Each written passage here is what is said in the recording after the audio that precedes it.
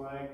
I pledge allegiance to the flag of the United States of America and to the republic for which it stands, one nation, under God, indivisible, with liberty and justice for all. Bow our heads, please. Most gracious Heavenly Father, we thank you for this day, another day, Heavenly Father, that you've given us. Father, thank you for your blessings and many. And Father, just go with us now as we go into this commissioners meeting, Heavenly Father, that open our minds, Heavenly Father, and do what's best for the county and people of the county. Go with us now, lead, guide, and direct us in Jesus' name. Amen. Thank you. I'd like to welcome everyone. Our counterpart is a little under the weather this morning, so me and Mr. Ewing will take care of business as presented. First item is the approval of the claims minutes. I'll make a motion to approve the claims in the minutes of last meeting. Okay, all second. Are there any questions or discussion? No, sir. All those in favor of the vote say aye. Aye. Aye. Carried. The health department is not here. So Desiree from the YMCA, you would come forward, please?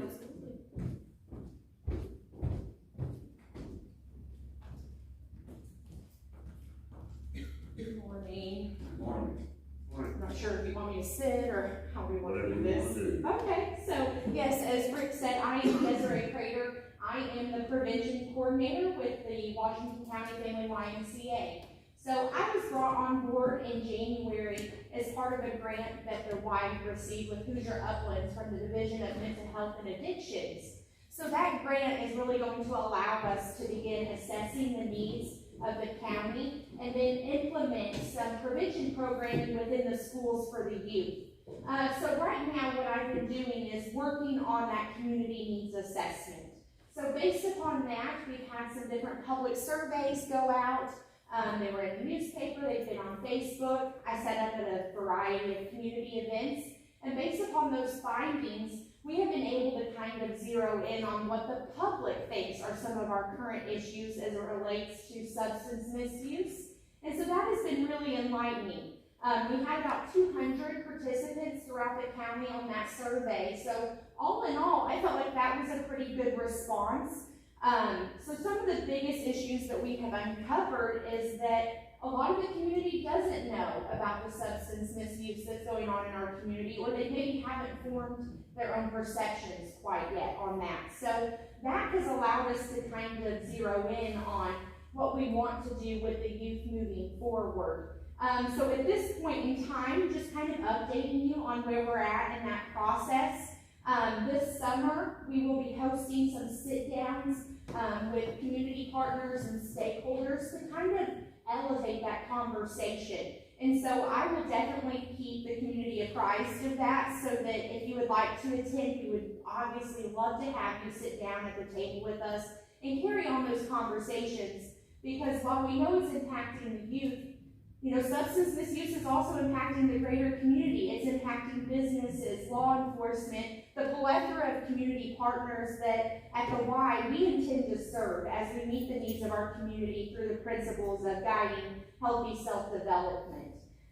So I hope that that is something you guys will entertain as that comes to the table and as we move forward. And just be on the lookout for that, and I will make sure to send our commissioners to their emails that information, and look for it as well on the YMCA Facebook page and that sort of thing.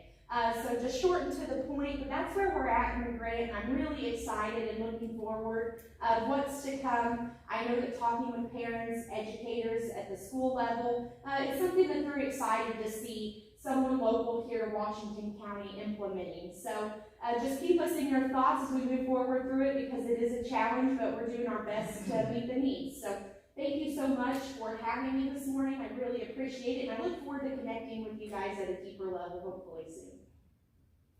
Thank you very much. Appreciate the work you're doing. Thank you. Thank you.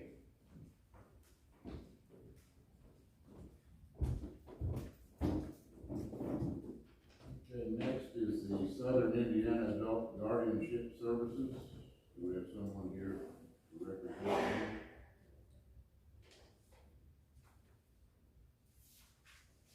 If not, we'll move on. A discussion regarding dissolution of the town of Hardinsburg. Stephanie, Yes. you're here. Would you care to come up? Okay.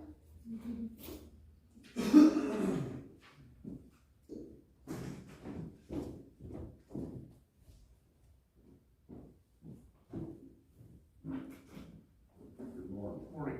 Good morning.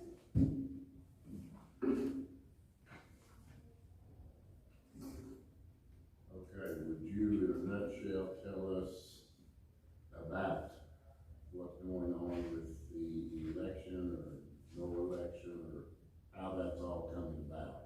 Well, as of now, they cannot be put on the election cycle until it's clarified if they're a legit town or not.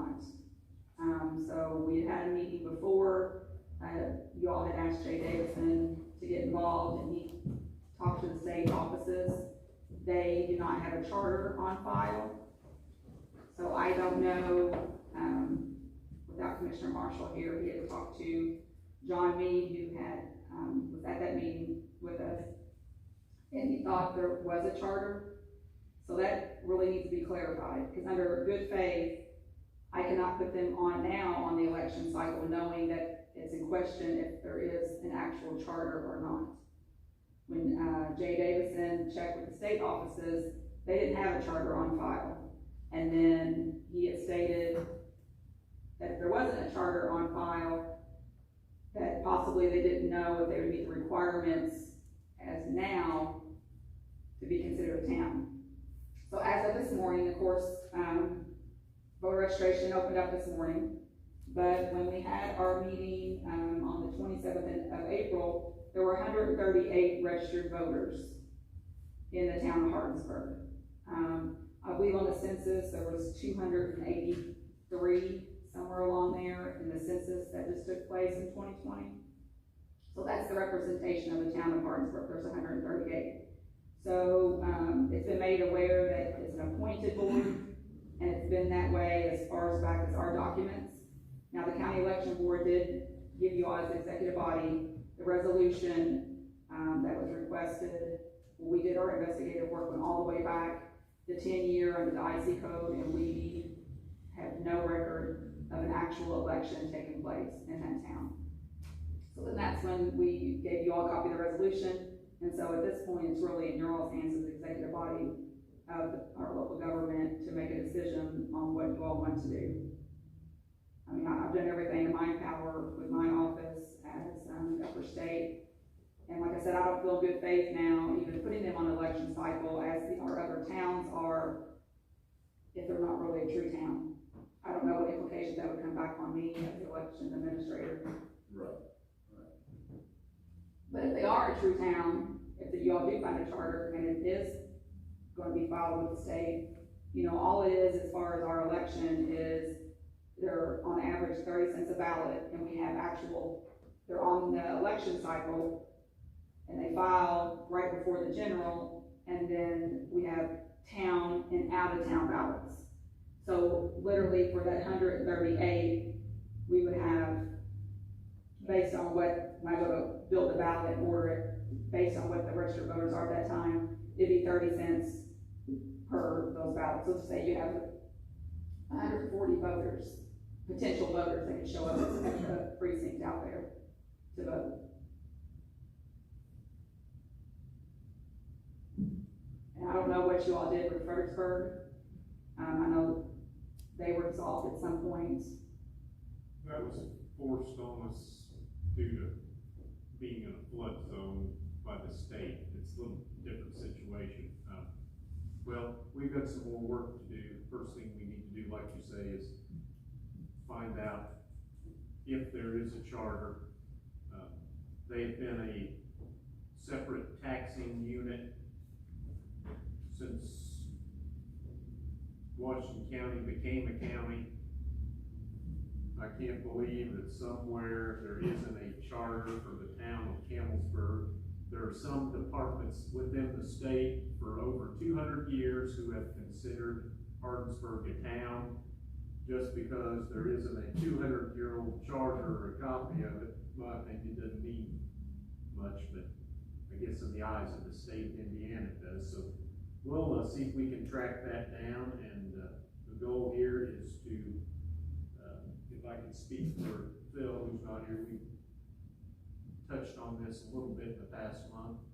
Rick, we don't want to see the town dissolve. There's a lot of history there. They're actually growing. They're one of the few towns in the county that is growing. If we could just get them to straighten up and fly right, everything'd be nice.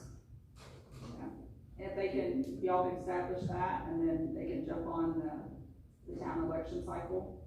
Yeah. That would be great. Like we went over the meeting, based on the centennial history of Washington County that was put together by Warder Williams back in 1849, is when they're saying that they were incorporated. So if we can find something stating that and be compliant with the state, because once the ball gets rolling, it's a whole lot of, it just keeps snowballing on what needs to be done.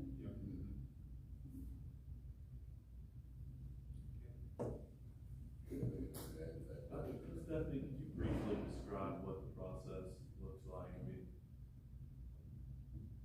assuming the town does want to hold elections, what is that process? Do they have to notify you in writing, or how?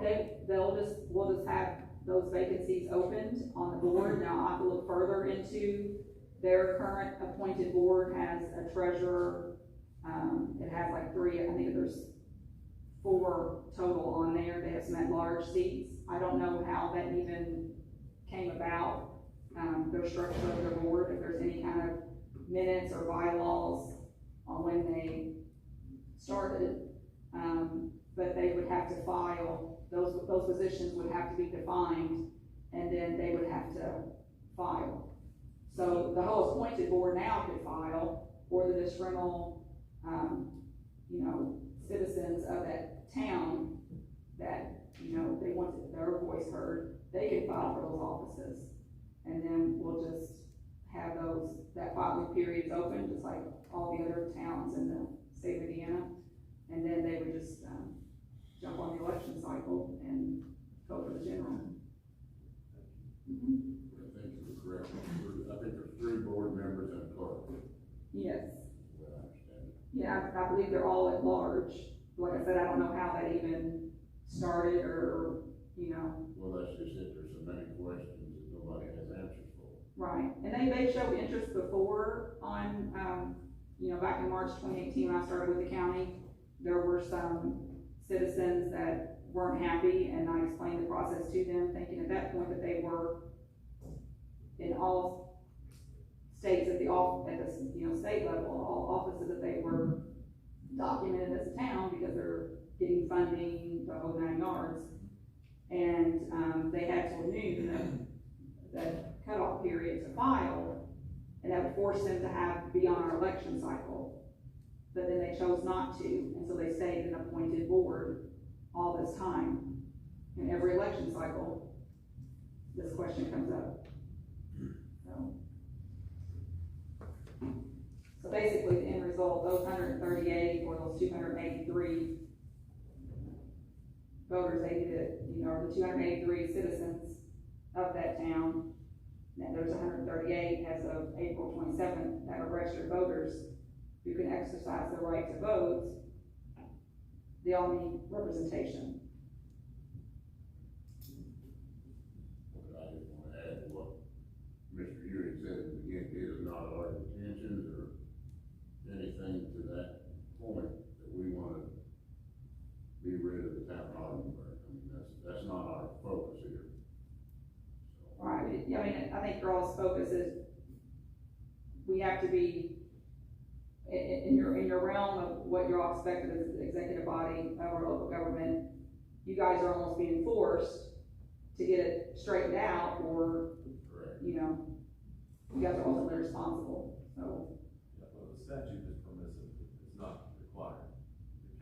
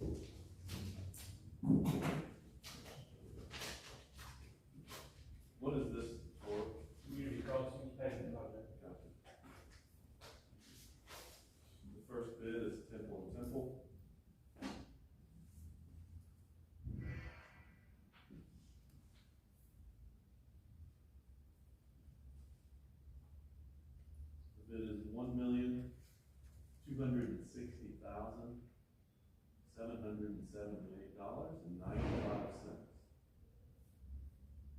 Again, $1,260,778.95.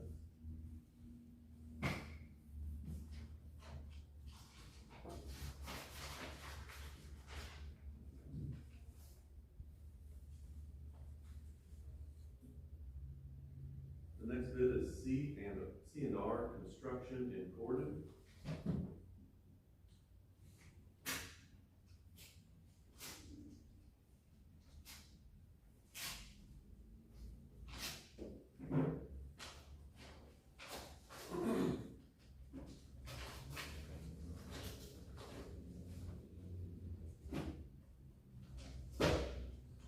I've got it here. Not Yeah, using that it. works. That works. We normally save those invoices. Then we can save it. Yeah, good enough.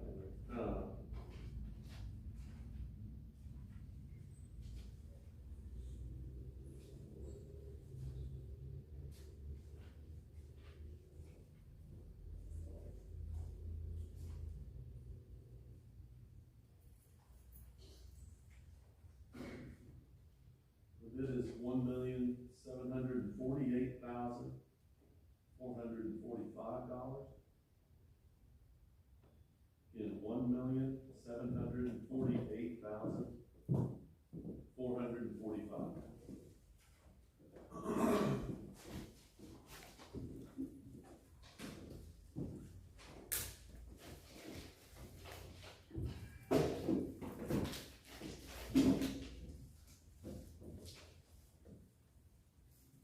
The next bid is Mac Construction in New Albany.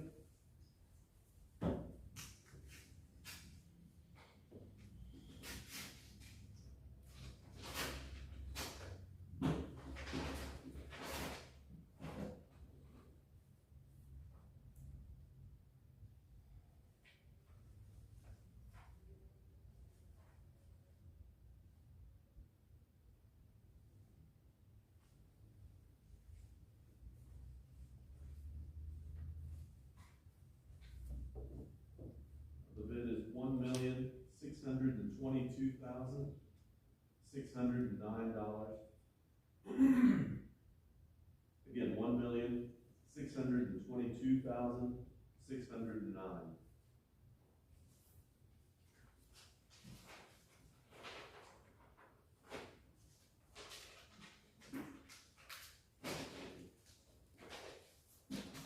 The final bid is E&B Paving in Clarksville.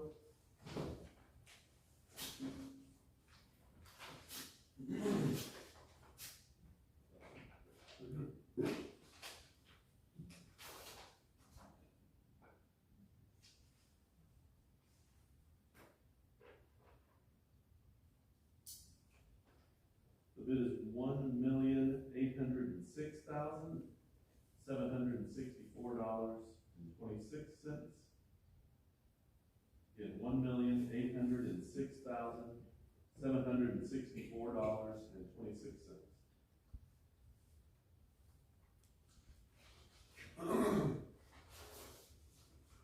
Final bid. What's that? That was the final bid. Yes, 4. I recommend accepting all bids for review with Temple being the parent one.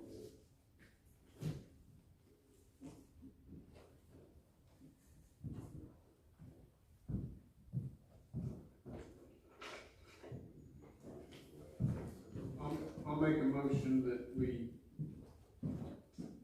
go with the highway superintendent's suggestion, of accepting all bids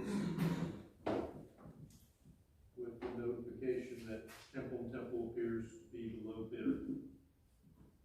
Yeah, I'll second that motion. All in favor of the motion, say aye. Aye. Aye. Motion carries.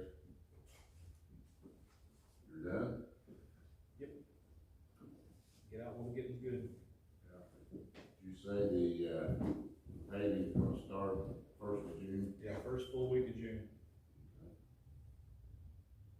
Everything Yeah, we started mowing, one of our tractors is down, but it's supposed to be back up and running this afternoon.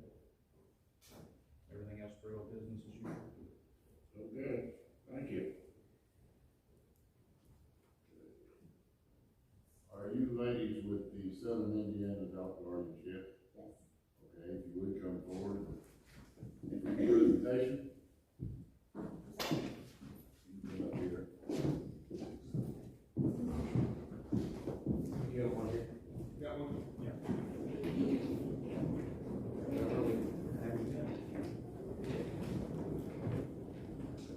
We refer to that as the hot seat. All right, well, I'm about to be in the hot seat then.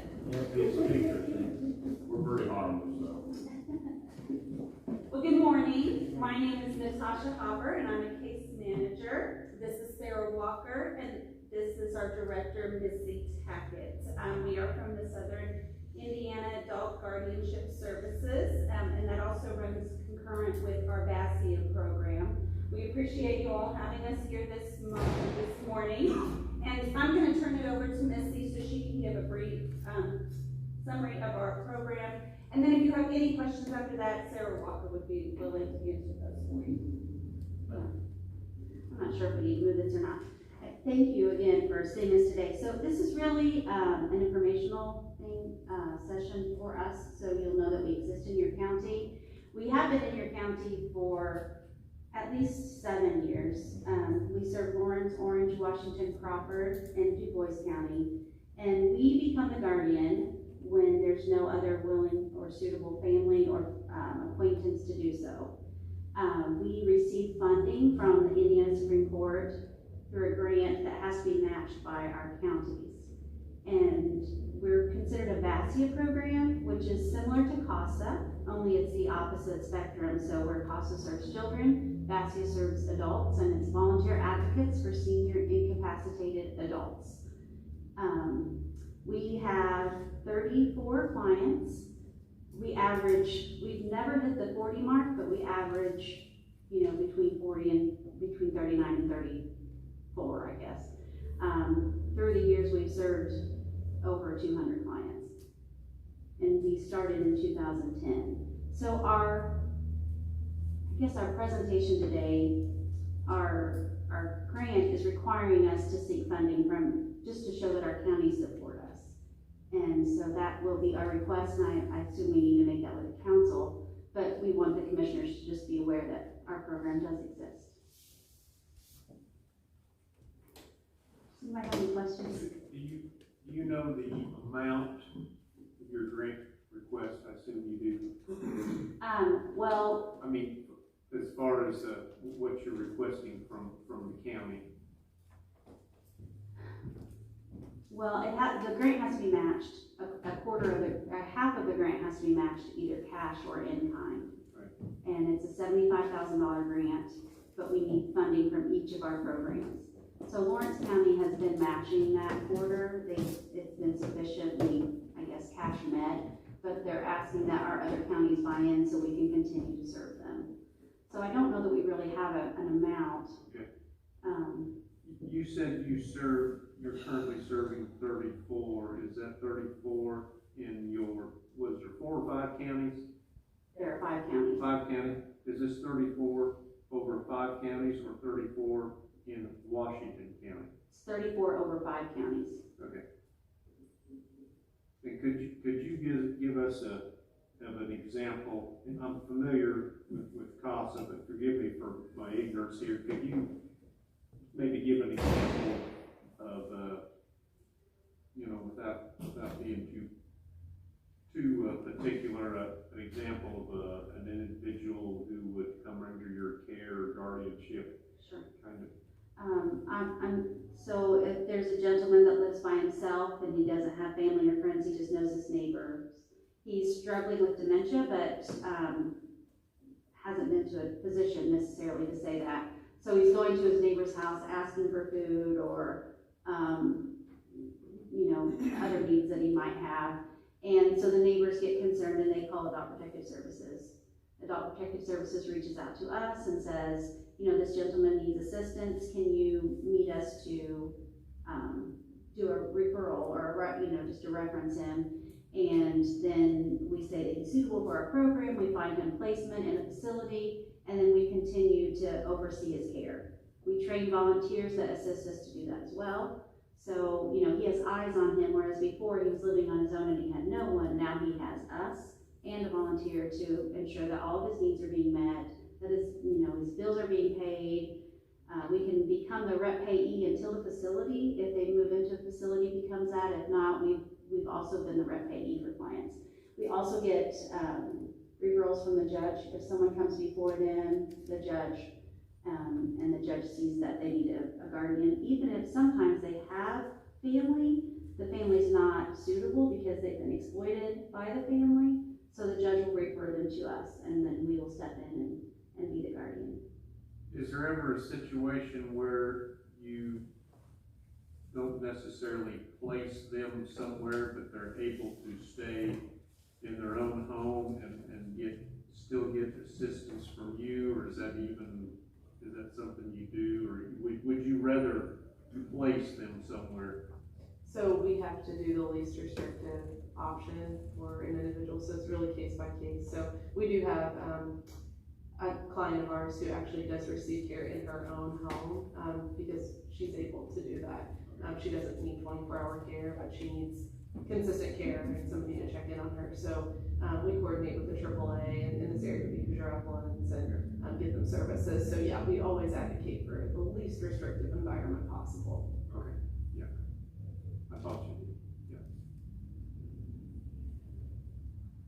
yeah. Definitely a need for what you do. I know our county attorney, in fact, my daughter in school, she worked with CASA, and that's a very good organization, and I certainly see, as we're getting a generation of elderly people, and several of them as the baby boomer generation ages, and I know it's a problem, and it's sad, and there's certainly need for help out there, and I certainly appreciate what you do. We also like to, part of our duties, we feel like, is to educate the community on guardianship.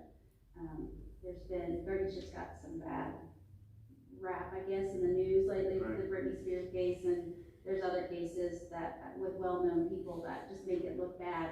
And like Sarah said, we do offer the least restrictive and so we also want to educate the community. Like you were saying, your daughter deals with CASA, and a lot of times parents are urged, if their child has a developmental disability at the age of 18, they need a guardian, and that's not always the case. So we like to educate on supported decision-making and other least restrictive alternatives. So that's one of the roles that we play in the community too. So, we're available to speak, we're available on a one-on-one basis. The judges in each of our counties allow us to work directly with the family member should they want to proceed guardianship. We can offer example documents and they can do that on their own. So that's part of our workforce as well. Get the word out that you are available. Absolutely, which is exactly why we're here today. We appreciate that. Yeah, thank you so much. Thank you. Yes, thank you so much. Yes, please. Thank you.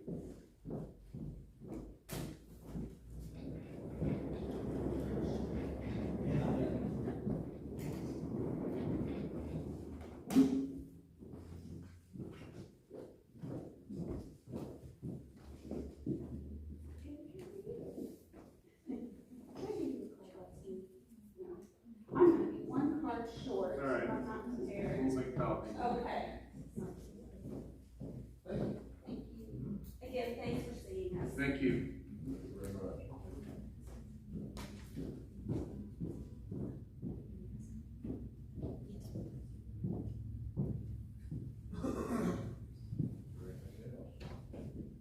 Council have anything?